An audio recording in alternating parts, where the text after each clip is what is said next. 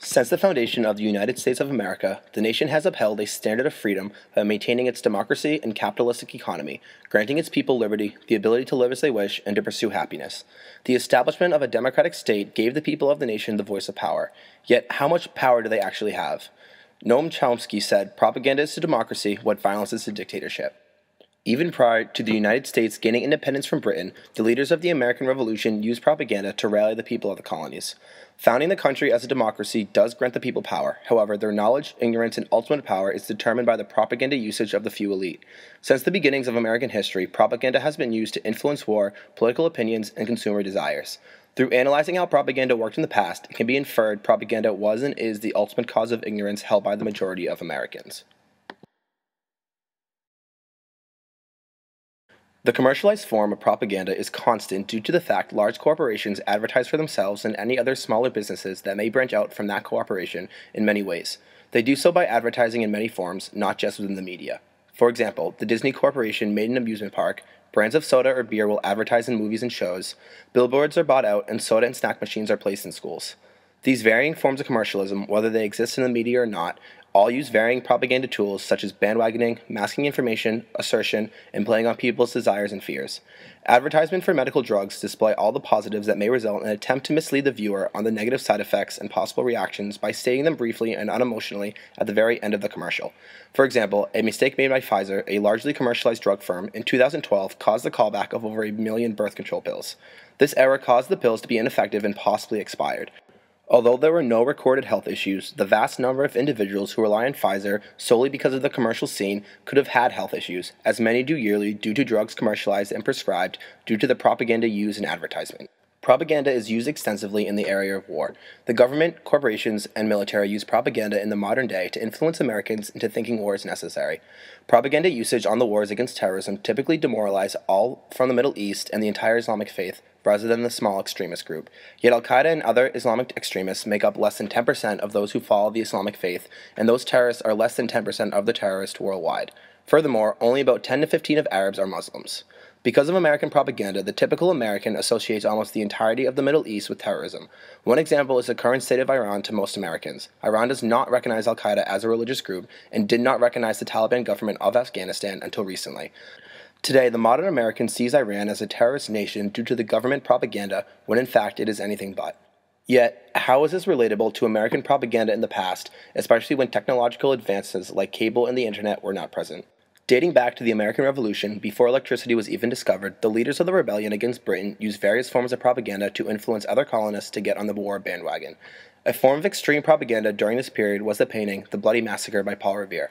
It depicted the Boston Massacre, showing in detail how numerous British soldiers, the aggressors, opened fire on a large number of colonists, the victims, for apparently no reason.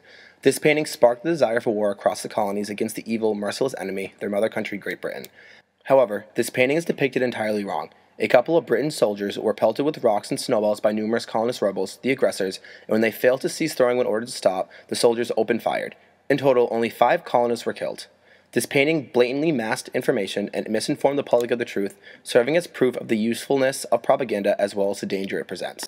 Moving forward in American war history propaganda, the next huge role played by propaganda occurred in the World Wars. In both instances, Americans were not eager to go to war, particularly due to the drafts. Yet propaganda in both instances played on people's humanities. In World War I, Germany started its invasions by marching through Belgium, where soldiers mass killed innocent civilians. The American military and government took advantage of that, played on American humanity, and then advertised for enrollment into the army with propaganda posters and cartoons. This time, Uncle Sam, an American iconic symbol, was portrayed telling the viewer to join the army, subconsciously influencing the viewer to feel it was their American duty. Posters were also made on the bandwagon propaganda appeal, showing pride and emotional accomplishment of those serving. World War II used similar propaganda. However, the American military and government introduced a new form of propaganda that demoralized the enemy. With the discovery of the Holocaust, American propaganda escalated to making the members of the Nazi Party and army seem to not have any humanity. They were depicted as vicious killers, threatening the actual safety of the homeland and of all families. Americans gave into their own ignorance, for the battling was actually overseas, and enlisted in the army, started buying war bonds, and supported the war for moral causes. The same was done for the Japanese during World War II. Because of the hostility felt nationwide due to the bombing of Pearl Harbor, propaganda depicted the Japanese as monster or animal-like, which transformed demoralizing to dehumanizing. With this misrepresentation of the entirety of the Japanese people, the mass majority of Americans were ignorant to the innocent Japanese civilians and supported the escalation of the war up to the usage of the atomic bombs. This dehumanizing and demoralizing continued into the Cold War, where America indirectly fought the Soviet Union, or rather the forces of capitalism fought the forces of communism. Propaganda was made depicting communists as evil crusaders forcing communism onto its victims. Nicknamed the Red Scare, the Cold War propaganda focused on using blood or fire to represent the evil doings of the communists. Posters were made of American symbols being burnt, children being killed, and women being raped. In demoralizing communists, Americans became ignorant to the true nature of communism or the humanity of those who were communist. In doing so, all war effort against communism was supported nationwide. Modern-day American propaganda for the wars against terrorism utilized every method used previously in history. Just as the American Revolution utilized the Boston Massacre, the government utilized 9/11 as a justifiable reason to go to war, and the media utilized the event as propaganda, depicting the Islam faith and the Arabic culture as the overall cause.